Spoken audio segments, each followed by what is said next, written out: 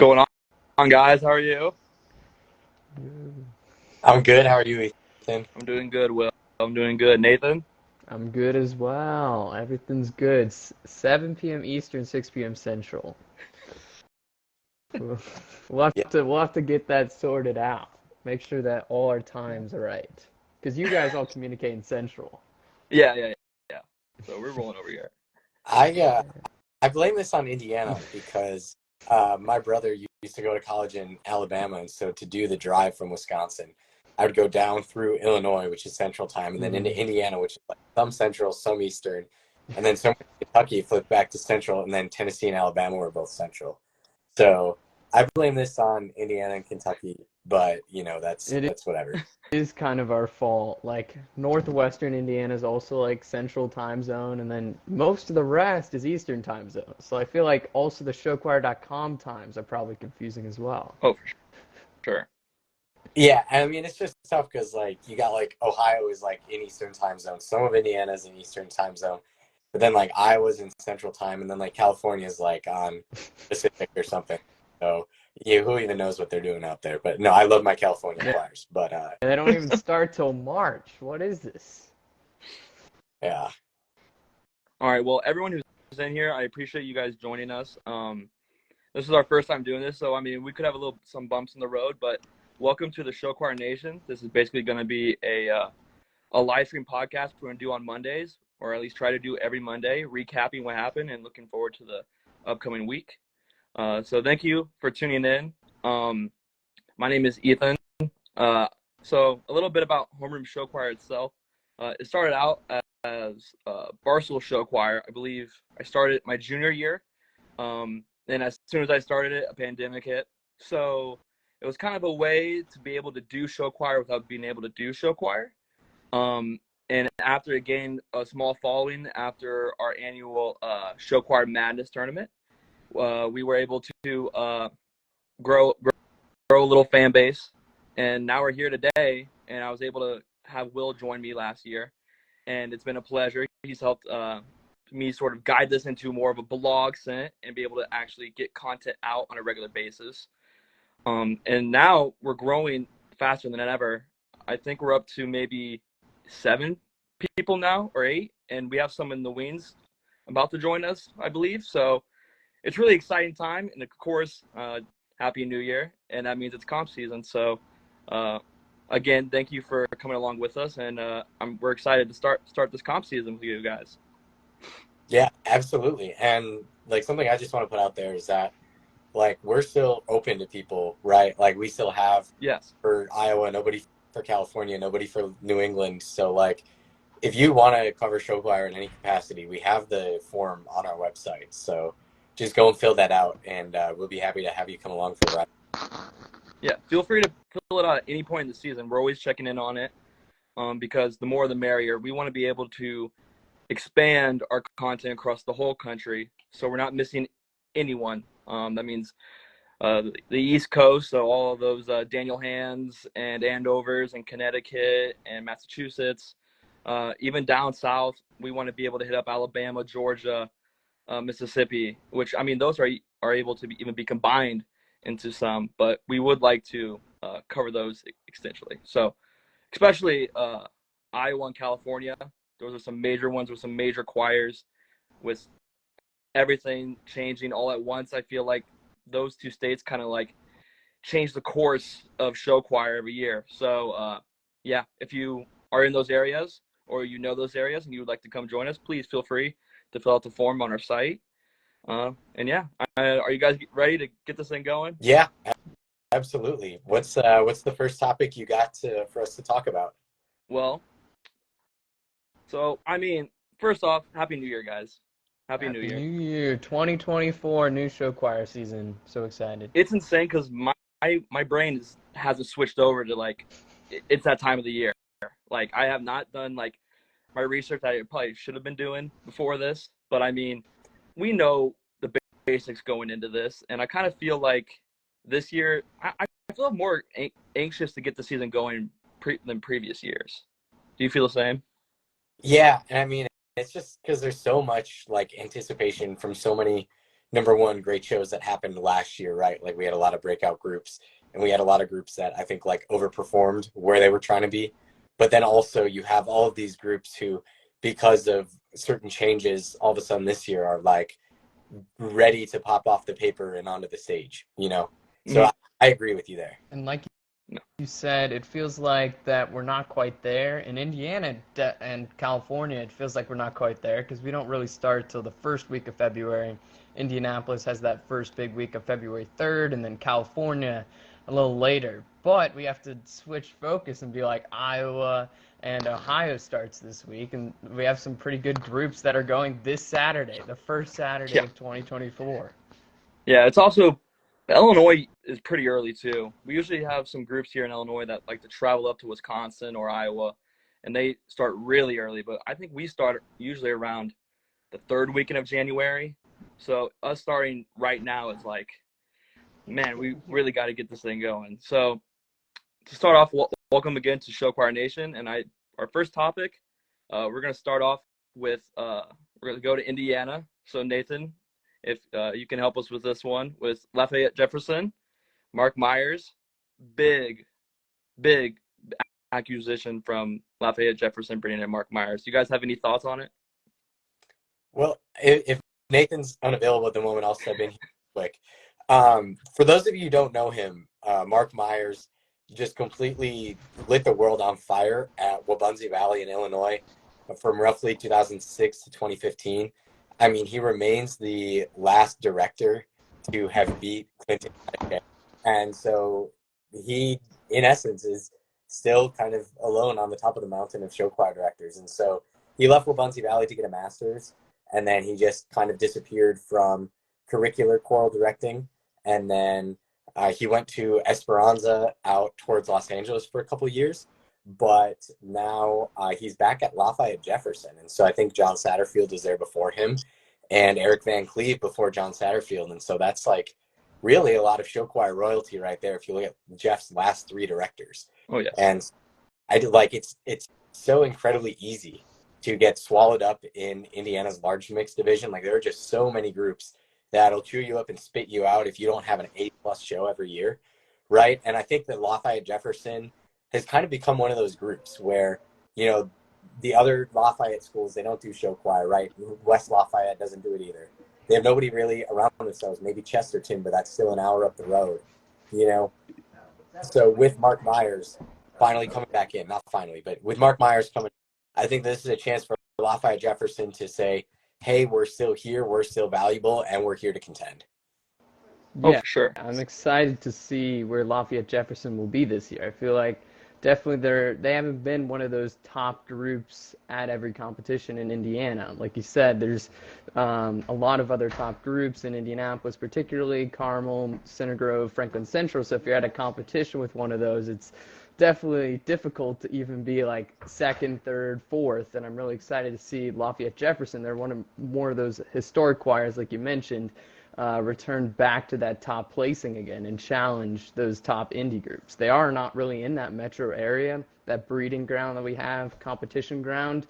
They're a little outside of it, so I'm excited for them to contend once again with the Indianapolis choirs, potentially with that addition. Mm-hmm.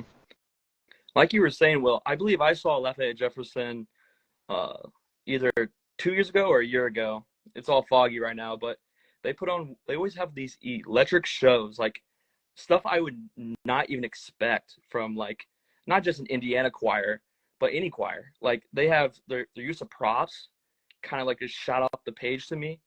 And I mean, Mark Myers, he's been doing everything and anything for every group. If you are a top tier group, you want to bring in Mark Myers just to help with anything. I can say countless times from my time over show choir was we would always bring in Mr. Myers, and just like that, somehow our vocals would be like 10 points higher. Like I don't know what to say about it, but he's literally just has that magic touch, like you said. He's a top director, and now he's at Lafayette Jefferson, which is huge for the Indiana show choir scene and for the Midwest in general. So. Yeah, and something else that's happening in the Midwest. My senior year, you talk about transformative experiences. My senior year of high school in 2020, Ankeny Centennial had this Swan Lake show that just killed everybody else, not only in Iowa, but across the country too. And their director, I believe at the time, Lester Ray Miller III, he hung it up, and then Nolan Henkel took it on. But now Nolan Henkel is gone from Ankeny Centennial as well. And now Carolyn Edgerton is the director there. And AC, I think it's no secret that they didn't win as much as they did last year. This is kind of a program that's a little bit on shaky footing. So I'm interested to hear, especially with the rise of Ankeny Visual Adrenian, the original Ankeny, quote unquote, and West Des Moines Valley, and Waukee Northwest, and all of these other good Des Moines area schools. How do we think Ankeny Centennial comes out of this director change?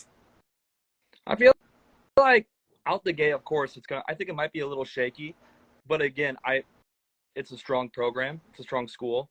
They have the choreographers. I think they have the leadership. Of course, losing someone like Hinkle, that's a tough blow. If you lose your long-term director anywhere, it's a tough blow. And correct me if I'm wrong, was their show last year the Love Island show? It was the Love Island show with the live text to pick the winner. Yeah, in which, the creativity there is insane. So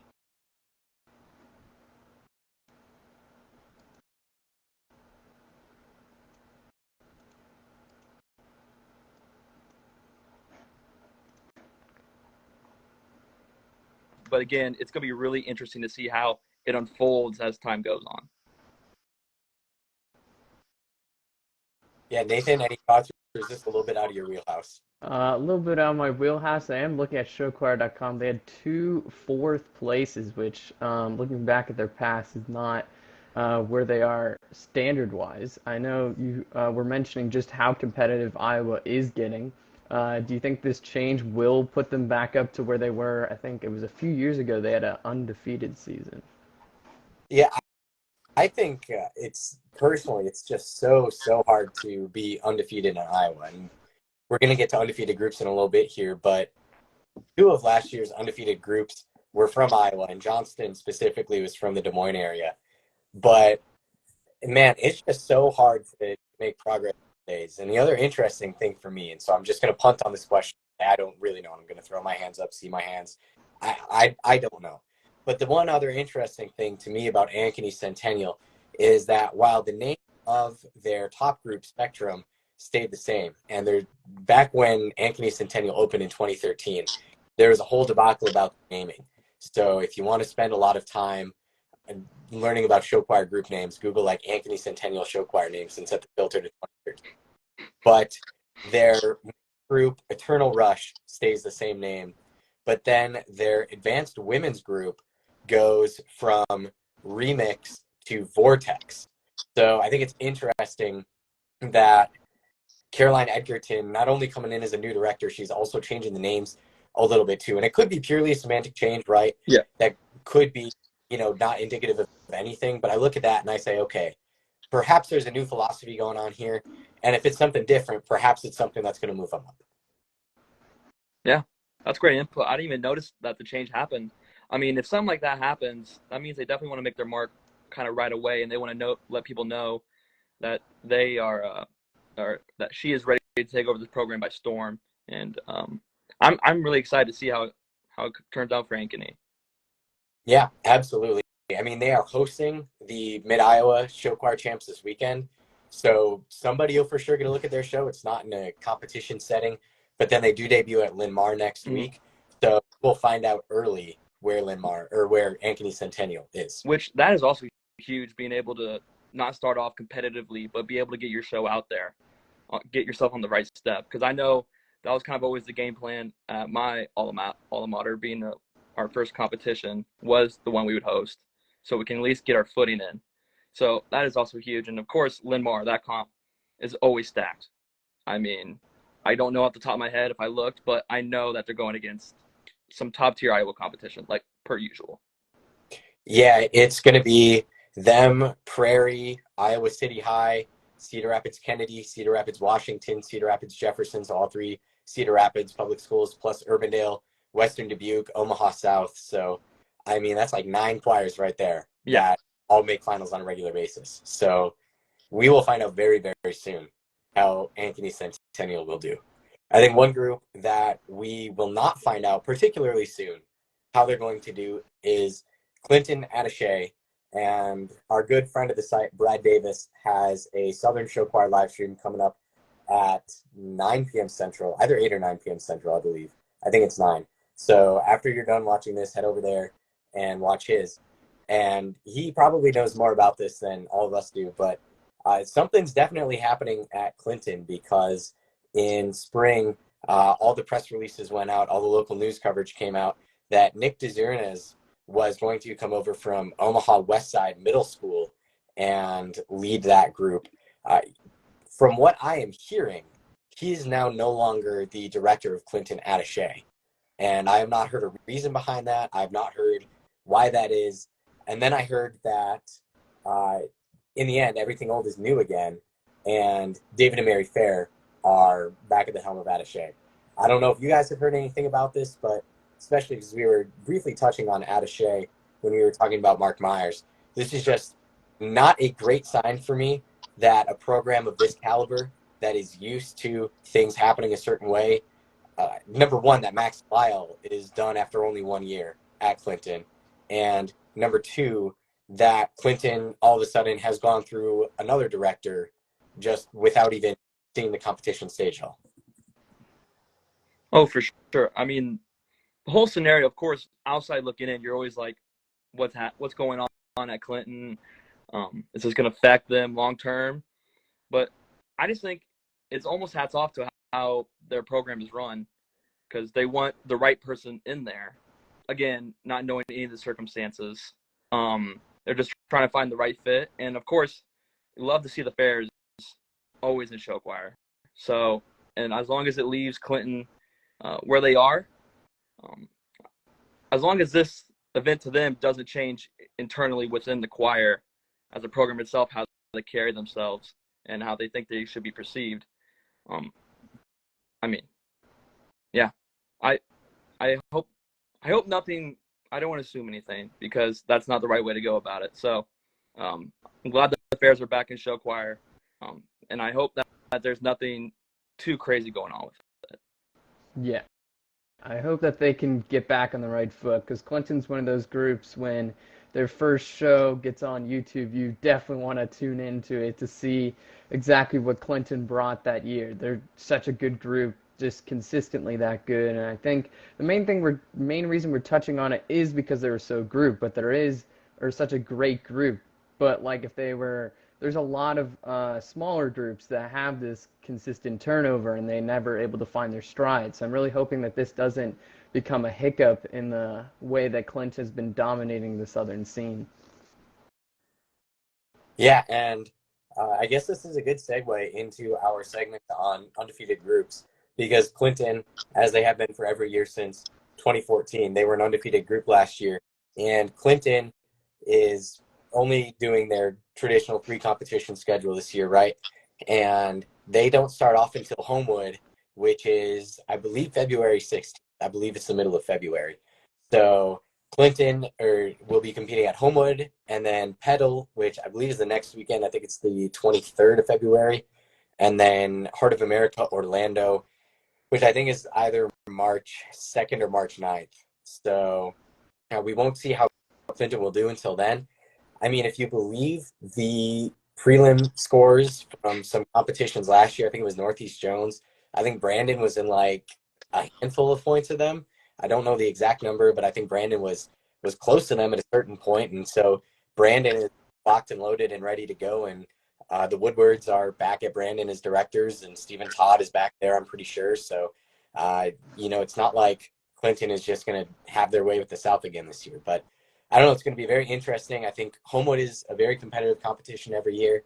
I think Petal, we'll see. I think it's a little bit of a mixed bag some years. HOA Orlando, I don't think it's HOA Nashville always in terms of competitiveness, but I think they'll definitely get a decent run for their money there. I'm interested to kind of hear what you guys think about what Clinton's got on tap this year.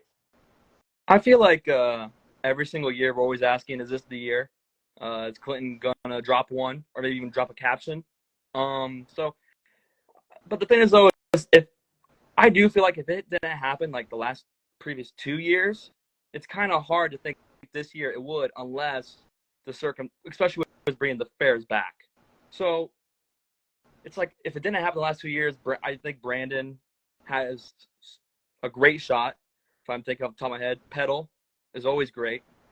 I don't think anyone's really traveling down to go up against Clinton this year. So, because wasn't it last year where did Wheaton's go up against Clinton?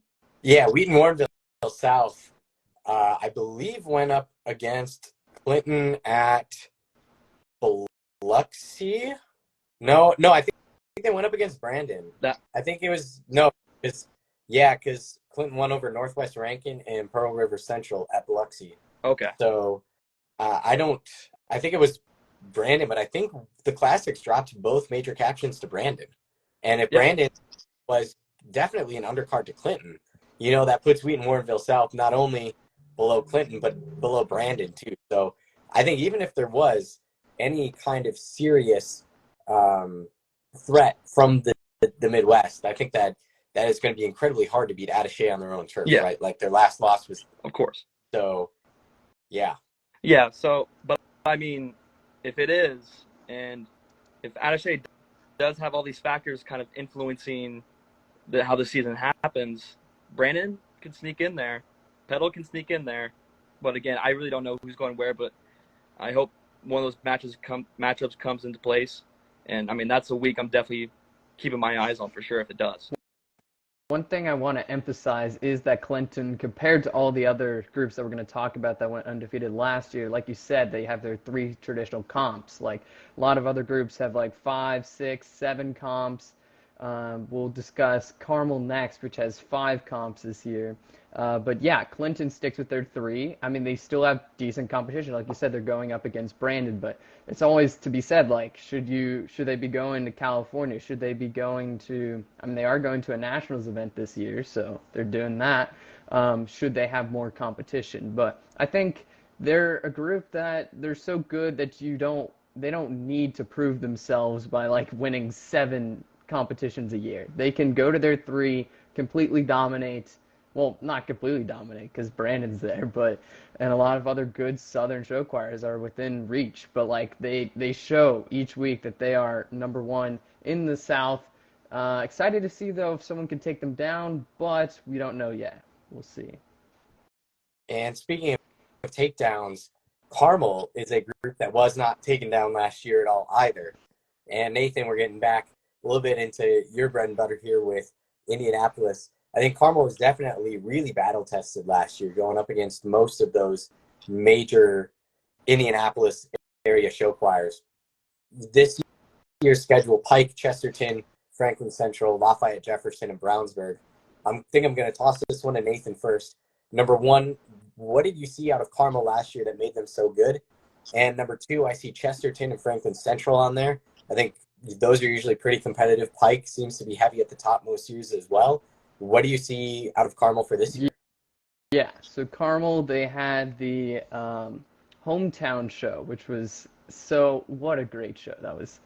They had back-to-back crazy good shows. They had the New Year's show, 2022, I believe, and then this past year they had hometown, and that was an incredible sight to behold. You definitely need to watch it if you haven't. Just throughout, I would say the most interesting part will be go to the end. They have their football number, and they're like a lot of this anticipation. One of the things that they're really good at is these really big, bright facials, keeping you engaged. And that's one of the things that like actually separates groups. A lot of groups in Indy are like about the same standard for vocals, about the same standard for choreography. And the thing that sets them over is how well they carry through transitions, how well they keep their facials, how well do they connect idea to idea. And I think that's one of the things that Carmel excels at, and the reason they beat, I believe, CG twice and Franklin Central once or twice as well. 2 incredible groups that many have in their top 10 to top 15 last year for their shows, which were also incredible. And I think that is just something that Carmel has the upper hand on, and I'm excited to see them this year. like you said, this year's schedule, they have 5 competitions. They're not going to a nationals competition, unlike a lot of other Indianapolis groups. I'd love to see them prove their stuff on the national stage, but obviously they have, I think they're doing an international trip this year instead. And then, yes, so their big competition this year, I'm so excited to see, is Franklin Central. They're going to be going up against Center Grove again, and then they'll also debut against Franklin Central, but Franklin Central will just be the host there.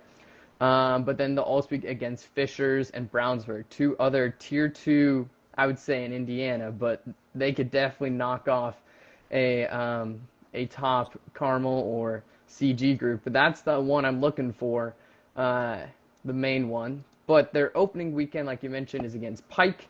This year, Center Grove's going to Carroll instead, so at Pike it'll be against Franklin Central, but that'll be a huge matchup. You have 2 of some of the top 3 groups in the entire state, basically, and that's the debut of Carmel. They don't have any pre-shows, so that'll be the first time we get to see Carmel, and I'm so excited to see that. But also, we've been talking a lot about the mixed groups. The all-girls groups from these from the schools I've mentioned are incredible as well. The Accents, they were 1 competition short of being undefeated. They lost to the Debtones, so I'm excited to also see where the Accents will be, and they could potentially be undefeated as well. They had back-to-back incredible shows, and just excited overall to see Carmel's show, even though they're on the north side of Indy, so I don't get to see them as often. I saw them at for the Christmas show, and that was amazing. They have just such a huge production there, and that's why they're so good in comp season. Yeah, Ethan, you got anything to say on Carmel, or do you want to move on to our next group? Yeah, just a little thing. I think Nathan just hit it on the head. I feel like they do all the small things right. The production value, it just seems so easy, especially with that Dwight choreography. I feel like he gives his performers a lot of area to do their own thing with his stuff. And Carmel's the best at it, I believe. So, yeah, very excited to see how Carmel turns out this season in Indianapolis. Yeah. And our next group that we want to look at that went undefeated last year is Linn-Mar 10th Street Edition. And everybody knows, I think, well, in Iowa, maybe not people that live outside of Iowa, but one of the biggest knocks on Linn-Mar was that they never traveled outside of Iowa, right? They have these fantastic shows. They have these story shows. They collaborated with Ankeny Centennial, and then they just compete in Cedar Rapids, in Des Moines, and maybe Davenport, and that's it. Last year, they went to Show Choir Nationals, and they came out on top of the pile, right? So that put to rest any lingering questions about where Linn-Mar is in show choir in this country. And this year, they are staying entirely in the state of Iowa. They are debuting this weekend at Ankeny Centennial. So we will see Linn-Mar right away.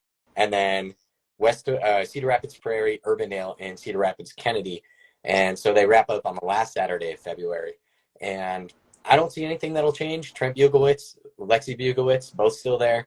And personally, I would love to see them compete against the next group we're going to talk about, which is Johnston. That's not going to happen.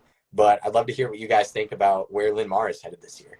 Well, we got to say that show last year was amazing. I found myself watching that show probably on repeat.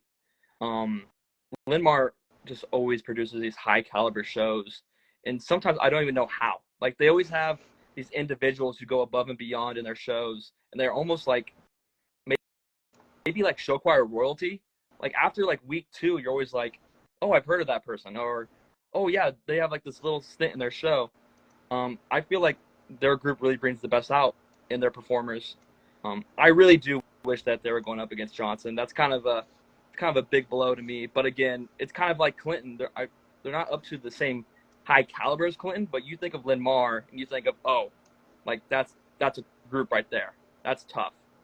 So they're high caliber, but I just wish they were going up against someone within their state that is tough as in Johnston. But again, like I was saying, they're undeniably one of the best groups in the country. And I think it comes to the fact that, like, just how good Iowa is that there's this many competitions and Johnston and Linn-Mar don't compete ever. So I'm gonna cut in here. We actually got a comment from Grady Breesnahan, friend of the site, who actually did our graphics. So shout out GBX Graphics.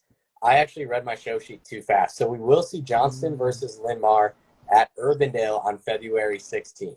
So I think that immediately shoots to, for sure, the top of Homeroom's competitions of the week column. But Yeah. I mean, that is going to be a major show choir competition to watch this year nationwide. Yeah, no doubt.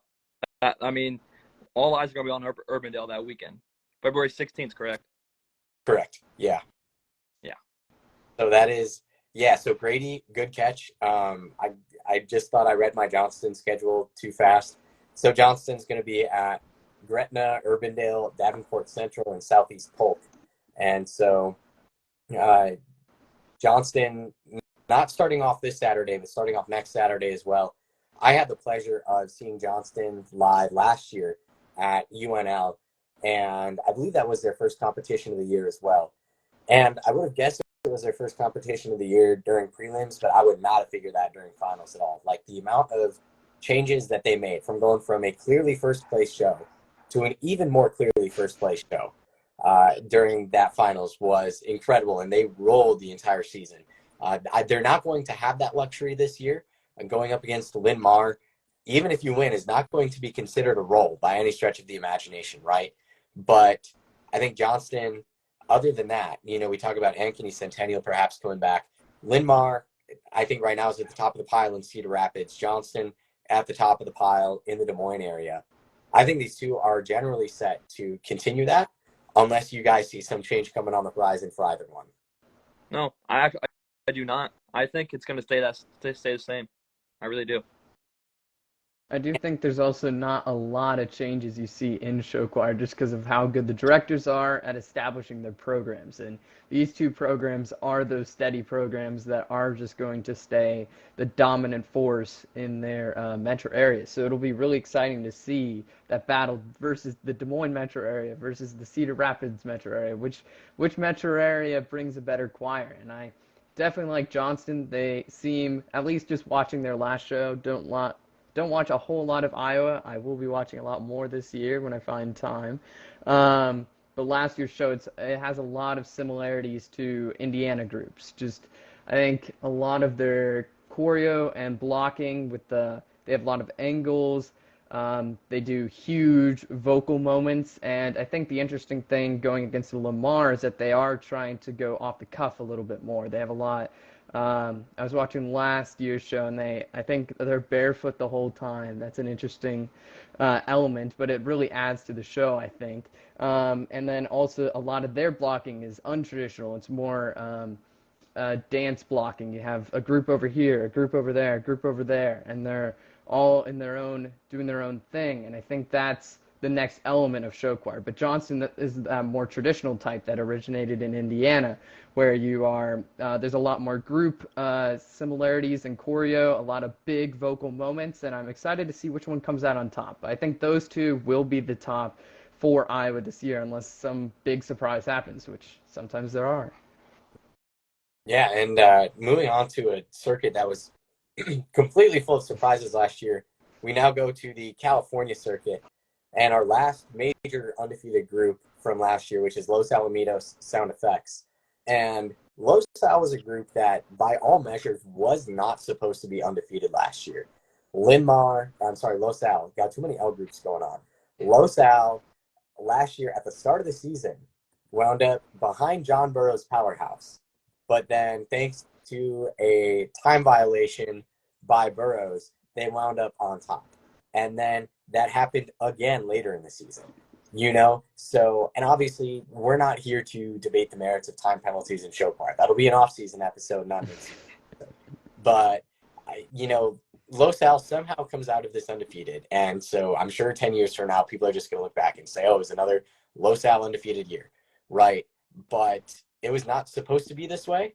And I think it'll be really interesting to see if Los Al can keep that edge, right? Obviously, Burroughs has had at least one preview show already.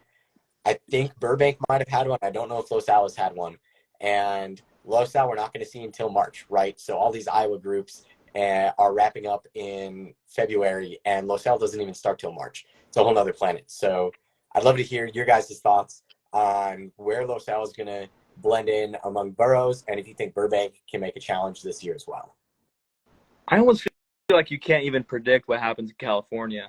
I mean, I feel like every 3 years or so, one of these groups just has one of those shows that's like, oh, if you want to introduce someone to show choir, you have to show them this show.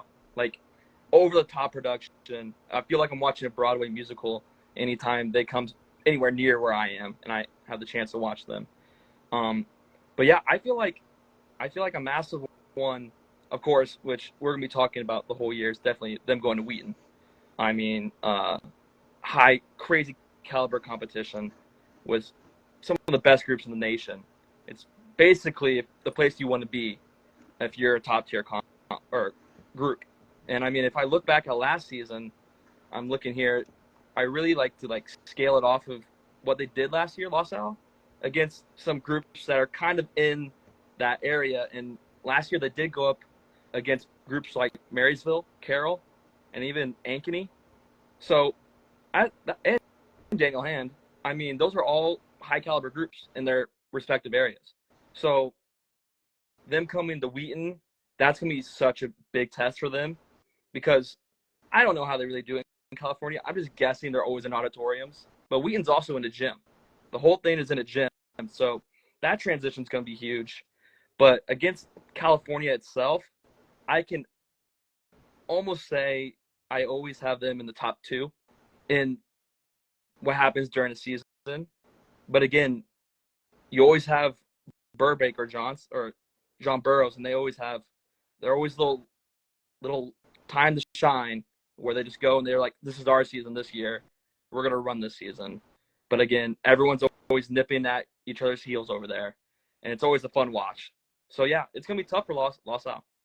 Yeah, I would agree. Definitely, it seems like Los Al is that consistent number one for most of the time, and then John Burroughs and Burbank are like they have monumental years. Like you said, basically every 1, 2, 3 years you have a show that one of those three create, and you're like, wow, that is like sometimes it's even better than Broadway productions because of just how unique, how creative they are. There's no bounds, it feels like, to California show choir. Like I think the one bound that they have to have a certain what is it, where they don't have an accompaniment for a little bit, which actually I think helps their group.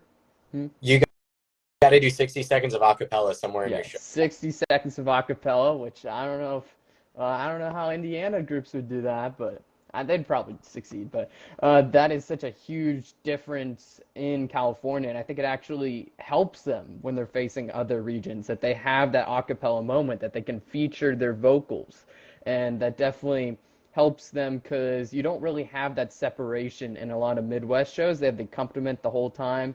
Maybe in the ballad they might have a little bit of acapella, but not usually 60 seconds. And I think that could be a deciding factor against schools in Wheaton. That's one of the things we don't see. We might see them on the national stage against groups, but we don't see them going against groups in a Midwest competition and with Midwest judges. So I'm excited to see how those Midwest judges see Los Al. But obviously, they're still going to be the favorites coming into Wheaton. We're very excited for what Wheaton will bring because it'll be Center Grove, Los Al, Mount Zion, Waubonsie Valley, Zionsville, just Broken Arrow, just some huge schools there.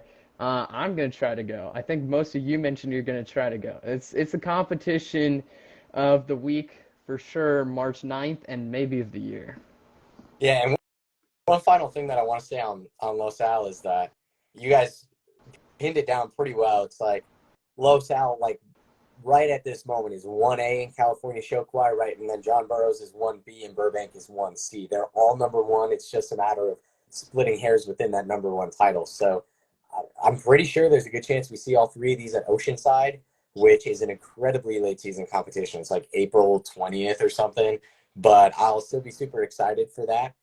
Speaking of competitions that are not so late in the season, we have three competitions coming up this weekend. We got Ankeny Centennial, Des Moines Christian, and Holmen. So 2 of these are in Iowa. We'll start with Ankeny Centennial. This one, we're not going to say every group that's in the lineup because that would just take a little bit too long. But one of the highlights for me just off the top is that we have Linn-Mar, who we talked about just a few minutes ago, going up against Waukee Northwest right at the start of the season. And so Waukee Northwest is this group that only debuted in 2022, right? It was the suburban expansion school in Iowa, and it opened during the pandemic.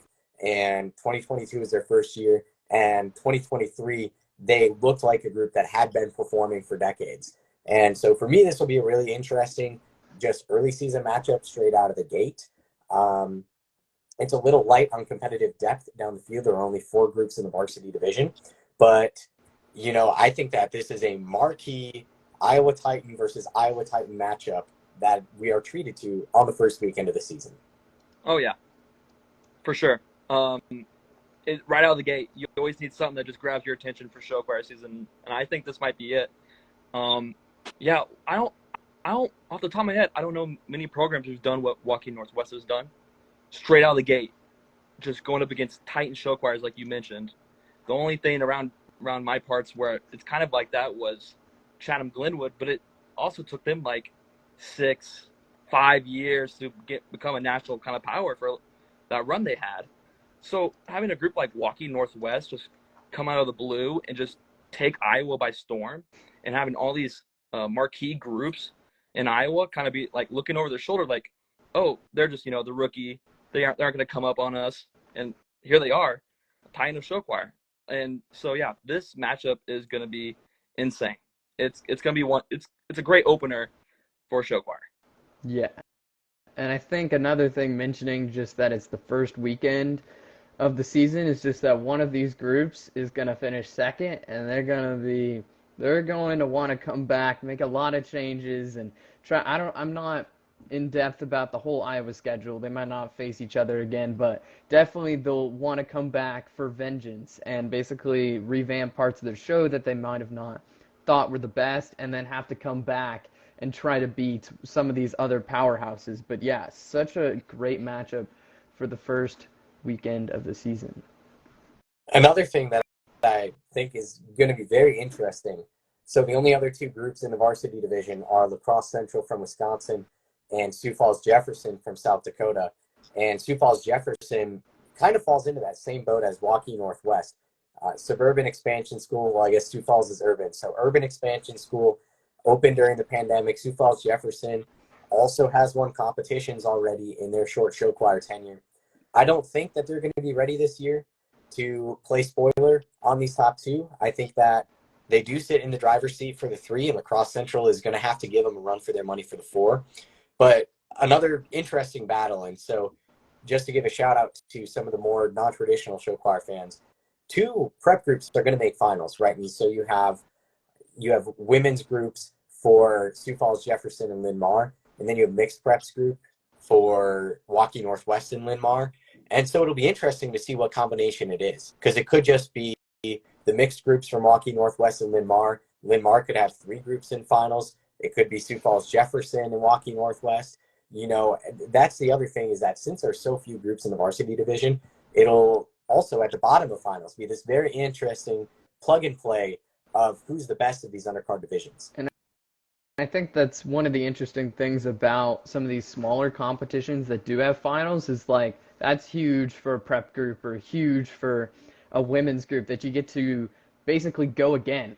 The treble groups, the women's groups are going at 9:30 and 10 a.m., which I never had the pleasure of going off at 10 a.m., but I don't think that's a fun experience. So I think it's really fun to come back later in the day, even if you're the first group, which means that you're probably lower in the standings, because that's usually how they slate it. It's still 7 p.m. That's a much more traditional show choir, let's go out there, win this thing sort of time.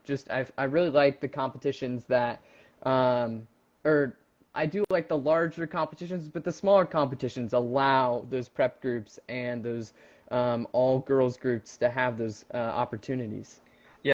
Yeah, even some that mention, I don't know how often they do it in Iowa, but I know in Illinois we have people who double, who are in both groups. So they're in prep and varsity. So they're performing up to maybe 4 times a day.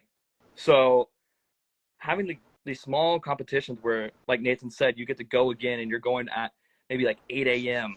up to like, oh, you're the last finals performance of the day, or, oh, you're performing in finals, but you're like third. So you're like, oh, no, you're about like 7 p.m. That's tough. That's tough to just wait around all day after performance critique, and you have to wait around all day. Oh, you're called for finals. And now you're going up against these huge groups and even your own groups from your own school. And of course, there's always that friendly banter of like, oh, maybe we can get one by them, you know, maybe we can got them. And I mean, it's happened. I mean, we've seen groups like Webb City Girls in Missouri beating big groups in Missouri. And I feel like there's a massive one in Indianapolis a few years ago where I don't know if they beat them, but they got second or so. But it's always fun to see what would be considered a tier 2 group or the second group at a school have a shot at their own groups too. Absolutely. And Ankeny Centennial is not the only competition in Iowa this weekend. And it's not even the only competition in the Des Moines Metro. So Ankeny Centennial, kind of on the north side of the Des Moines Metro. On the west side, you have Des Moines Christian Illumination this weekend. And this one is quite the interesting competition. So Waukee Northwest is going to Ankeny Centennial. Waukee is going to Des Moines Christian. So you have this very interesting crosstown split here. And so by my estimations, and you guys are free to differ on this, and we'll put our staff picks out on Instagram later this week for these competitions. But in my opinion, Waukee is a step ahead of pretty much everybody else who's there. And then for the other 5 spots in finals, I have 7 choirs down for those 5 other spots. And in no particular order, this kind of glob of choirs includes Cedar Rapids Jefferson, Marion, Norwalk, Cedar Rapids Xavier, and Dallas Center Grimes from Iowa. And then from Illinois, you have El Paso Gridley. And from South Dakota, you have Sioux Falls O'Gorman. And this just creates such an interesting early season matchup, because if you're from Illinois like El Paso is, or you're from South Dakota like O'Gorman is, you know, Illinois doesn't start until Mount Zion. Sioux Falls doesn't start, I think, either Roosevelt or Washington. Or no, Jefferson now is the first one that hosts. But still, you know, if you want to get out and get these opportunities, and even Scott Catholic is there too from Nebraska, Omaha Scott is. And so it's this melting pot of choirs. We'll probably never see each other later this season. But you just don't know where any of them are going to stack. I would say that if I had to pick at least a couple, I would say that Cedar Rapids Jefferson looked pretty strong last year. I would say that O'Gorman kind of has the hot hand. But other than that, you put the other ones in there. I think El Paso had a little bit of a down season last season. Norwalk is still kind of on the upswing. Dallas Center Grimes has had a little bit of turnover there too. I have very little confidence in my predictions, and I'm interested to hear if either of you can give me some clarity.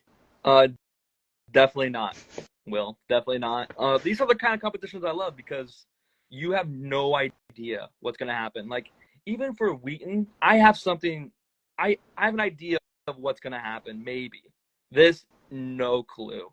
All these groups are all around the same caliber, and speaking, it's the first comp of the year. So everyone's trying to find their footing. The one I'm most common with, El Paso, they always, you were right, last year they kind of had a down season, but usually they go off into a different state, and they at least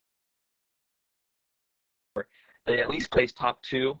So it's kind of interesting to see how they start their seasons, because they usually kind of start off hot. It's also interesting because not a lot of groups travel to Iowa to perform anyways, because I believe they have different band rules compared to other states. So not a lot of people travel to Iowa, at least that I know of.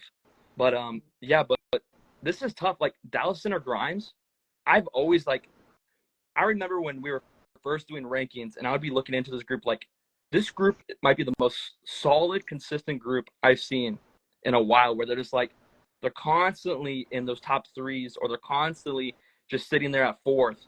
But I can say that was basically all these groups. It's gonna be really interesting, and that's kind of why I like Iowa so much, because you have your big ones, you have your big groups, you have your big schools, but then you have this kind of middle pack, and they always somehow go up against each other, and they're all as talented, and they all have a spot to shine and go get it. And so a competition like this really kind of it might be able to set the pack from one another and see how much a group can separate. Yeah, this will probably be a conversation we'll have the rest of the season is like just how much Iowa and Indiana, I would say at least, mirror each other, and also Ohio mirror each other in a way of just they have those top caliber groups each season, but then there's always these other people that are consistent in those spots and could always elevate if the right show and right group comes to them. And then another thing I want to bring up, just with an early competition like this, it almost, if you know college football, it feels kind of like the non-conference season. You have all these matchups that are happening that don't normally happen, but somehow they come together, and it'll be very interesting to see which group, which metro area, which state even. There's a bunch of groups from different states, like you mentioned, from Illinois, from uh, and just several different groups, and which state even maybe comes on top. On showchoir.com, it currently has Waukee as top, getting both captions, but we'll see. Yeah, and Ethan, you mentioned Dallas Center Grimes, and that is a program that has really exploded in these past couple of years to the point where Iowa has show choir divisions based on school enrollment. They go 4A, 3A, 2A, 1A. And Dallas Center Grimes is a 3A school. They actually won the 3A Iowa Girls Basketball Championship last year. They are electing to compete a division up in 4A. So when you see them in mixed division Tier 1 against Indianola, Xavier, Cedar Rapids, Jefferson, Waukee, they should be in the division with O'Gorman, Marion, El Paso, and Scott. They are choosing to compete up a division, which to me signals that they are ready for this season. They are here to play, and they expect to make finals, because I don't know why you would choose to jump up a division and compete 4A if you don't expect to be competing in the night as well. Oh, no, you are exactly right, Will. When you see a group jump up like that, you're like, oh, they are ready for this. They're so confident in their group and in their show and in their program that they're not like, oh, you know what, let's just settle. They don't want to settle. They want to go for it. They want to go for it all. And yeah, I'm excited to see what they have in store. Yeah, for sure. We have a comment in the chat saying that it was Carmel's women who beat their mixed group a few years ago. So Ethan, I think you mentioned that there's an Indianapolis group who beat the mixed group. So Bradley Davis, thank you for the encyclopedia knowledge. I know you always call Joey Crittenden the show choir encyclopedia. You're a pretty good one yourself. We're going to move on to this week's final competition. It feels weird only saying there are 3 comps this week. We'll get there next week, and there are so many of them next week. We're not going to talk about all of them. But our final one is Holmen in Wisconsin. And Holmen is an interesting one because Holmen's competition was not on the state last year. The 2 competitions in Wisconsin last year, Viterbo and Colby, both are not happening this year. Viterbo's longtime show choir director and I guess overall choir director retired. And so they did not keep a show choir program as part of that college. I think it's very sad. Viterbo had hosted show choir nationals on the years that Clinton wasn't the host and things like that. So we'll definitely miss them. And then Colby also, I think their program's in a little bit of turmoil right now. I don't think that they just have the infrastructure to host this year. So the interesting thing about Holmen is that it's kind of a combination of who went there last year on their old date, plus who went to Viterbo last year, plus who went to Colby last year. And so you have this absolutely massive 22 groups Saturday. You have 15 groups in the varsity division, you have 4 prep groups, and you have 3 women's groups. And so the first performance of the day is 8 a.m. The last scoring prelims performance is 5:50, which means that prelim awards aren't going to be till 7 p.m. And good luck, getting finals to happen before 1 a.m. But obviously I'm biased towards this one being from Wisconsin, but I think there's just so much to go for here. I think at the top you have Laconia and Onalaska, who have become, I wouldn't say rivals, but they've definitely become contemporaries over this past half decade. Laconia, one of the standard bearers from Minnesota, and Onalaska, the standard bearer from Wisconsin. They've gone back and forth a few times over these past few years. And so it'll be interesting to see really just who's better rehearsed to come into the season, right? Number one, and then number 2, who can make more adjustments during prelims. After that, you've Stock Prairie and Cedar Rapids, Washington, who are 2 groups that I think could both play spoiler to the top 2. And then after that, it's anybody's guess. It's a lot of local Wisconsin groups that could sneak in there into the back half of finals. But just talking about more of our regional powers, you know, do you guys see any one of these groups taking a step forward, taking a step back? What do you guys see out of this? I mean, I feel like every season I just feel like I always see Waconia taking that step forward. I've had the pleasure of actually competing against both Onalaska and Waconia, which is unheard of from where I'm from. So seeing these groups come into like our competitions where they're kind of unknown to us. They come in and they place at high, they place top 3, and we're always like, whoa, like, how did that like take us by shock? That matchup is going to be really interesting. I really think that's going to set the tone for the season up north. But again, predictions and all that, like placing under Waconia and Onalaska, I feel like all these groups are just grasping for a spot. Like every group, like, I mean, you know more than I do, Will. How many groups do you think have like an actual shot at placing finals here? So I think, like, I would also pencil in Sauk Prairie and Cedar Rapids, Washington in finals here. But then I've written down in my notes, I have Sparta, Monona Grove, Toma, and Neenah are pretty much neck to neck for the last 2 spots, right? And that's not even counting a number of groups that, you know, have an outside shot, but we need to take a couple steps forward to make it in. The interesting thing about Waconia is that last year they went to Ankeny Centennial, and they were the bottom varsity group. They were 5th there, right? And so I wasn't there, and there's not a live stream, so I think that's just kind of written history at this point. And the groups they lost to, Broken Arrow, Cedar Rapids, Kennedy, Waukee Northwest, Linn-Mar. So it's impossible to tell if Waconia just had a slow start last year or if it was just that set, because we know that all 4 groups ahead of them had extremely legitimate shows. So to me, Waconia is the biggest wild card group because Onalaska has a proven streak of going out and winning competitions right at the start of the season.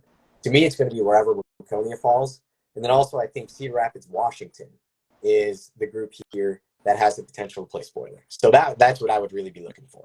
As the expert of Wisconsin here, I'd like to ask you a few questions just to, like, do you think because of those other competitions, like going off the table, is that why we have this massive slate of 15 mixed division schools? And then another thing is just like, do you think this will actually go on time? They have 25 minutes per slot here. Do you think this is finishing up at 1, 2 a.m.? So to answer your first question, yes. The 2 competitions going away is exactly why we have this many. Sauk Prairie was a Viterbo school last year. I believe Cedar Rapids, Washington might have been as well. But then Onalaska was a Colby school last year. Toma was a Colby school last year. Neenah was a Colby school last year. Plymouth was a Colby school last year. Mayville was a Colby school last year. Monona Grove, I believe, was a Viterbo school last year. Maybe not, though. I think they might have been Onalaska. But anyways, so yes, I believe the number of competitions going down is why we have this massive group count. Number 2, you know, I don't know if this is going to run on time. I mean, that's a possible question to answer. The one thing I do know is that I will be paying the consequences if they don't go on time because I will be here and my residence for the evening is half an hour away from Holmen High School. So I got a 30-minute drive after final awards. And I think for everybody's sake, it's just better if this runs on time. I don't have their final schedule up right in front of me, but I think final awards are slated for like 11:50, so they're going to run this thing like right up until midnight if it runs on time. But it's going to be a heck of a day. I'll be there for Sparta Rise of Adrenaline in the women's division at 8 a.m., and I'll be there for final awards at whenever those are. So I'm definitely looking forward to it. It's comp season, Will. It's comp season. If that definitely tells you it's that time of the year. Also, one more thing to add, with all these groups there's like, I don't know, I'm not a math major, but I think I counted 13 judges. That yeah, you would be insane. So I and there are specialties listed next to their names on showchoir.com, but I have seen panels as big as like 7 for prelim scoring. I think maybe like 3 vocal, 3 visual, and then a band. And then also so that's 7. And then you have 2 critique judges, that's 9. 2 band critique judges, that's 11. And then you bring in someone specifically for finals, that's 12. And then you bring in like a finals captions judge, that's 13. So I see how you can get to 13. I don't know exactly how we're going to get there, but I can hopefully report back on how we got there during next week's episode. Yeah, but that's like HOA nationals type level like panel. So and I'm glad that they have that many people because I mean they're gonna need it's gonna be a long day judging all these groups. It'll be a long day. And it's a good panel too. If you look at the names, Adam Peters is from Iowa, but he gets around a ton. Same deal with Ann Chapman. Kim Chambers is a Wisconsin, Minnesota regular judge. Matthew Endres is really well known within the state of Wisconsin. Christopher Munier was actually a band director for Onalaska for a while. Luke Lovegood was really well known in the Iowa circles for a while. Drew Size, formerly of Wisconsin. So they've got a good mix of judges, and I'm really looking forward to this event. Oh yeah. Yeah, I'm excited to hear back what you your takeaway from the 22 different groups you see next week. Tune in to your podcast to hear more details. For sure. Yeah, I do run another podcast. I do run the Wisconsin Show Choir Downloads. So I'm not gonna. Now's not my time to plug that. We're running just a tad over our time slot that I think we were trying to shoot for. So, Ethan, you got any just kind of wrap up comments about Show Choir Nation or Homeroom as a whole? Well, I just want to say thank you for everyone who's tuning into this. It truly means a lot to us as we're going into this new stage of making content. I'm glad that I was able to have Nathan here and Will. It's huge to actually have staff supporting us from all across the nation. And I know we have people within our site who you probably see in the future on Show Choir Nation. So please tune again. We're going to try to do this again every Monday. Someone should always be on here between at least the three of us, I would think. So again, thank you so much for tuning in. And if you guys have any final says. Yeah, I mean, we're going to be starting our written content this week. We've got a couple of pieces about groups that aren't going to be competing this week that are going to be going out, but we're also going to have our competitions of the week article, not episode. Competitions of the week is coming back, so it was kind of our signature column last year, and we're hoping for that to be our signature column again this year. It's going to highlight probably the 4 or 5 most headline-worthy competitions. Only 3 this week because that's all we got. But definitely check out homeroomshowchoir.com for all of that. And I'm excited for that piece this year. We have a lot of new faces around the way, including me. Just picked up, or I just joined a few months ago, so I'm excited to see also the bunch of people that are joining just in the last couple weeks here and their contributions to that article. I'm hoping that we can get as personal as we can to each of these competition scenes. Like today, we're not as big of Iowa. We don't know as much, or I don't know personally as much about Iowa, but focusing on Indiana, and that's why we want to see more people contribute from the area, give their perspective, give those inside stories, and that's something I'd like to do through photography and as well as writing, and hopefully get some more people or performers to come out and say what they think about the competition, what they think about their group in particular. And that's what I'd like to do with Circle City Show Choir. So if you'd like to see some of that Indianapolis perspective, some of our top groups, Carmel, CG, FC, those big names, you can tune into Circle City Show Choir. But also, yeah, like you said, Show Choir Nation every week.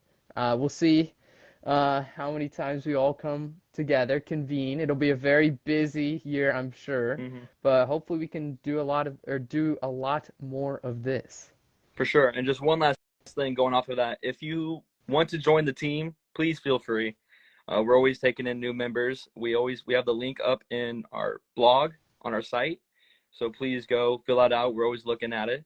And yeah, that's Show Choir Nation. Thank you guys for joining me today. Thanks, Ethan, for having us on. We'll be back here next week, same time. All right. Bye, everyone. Bye.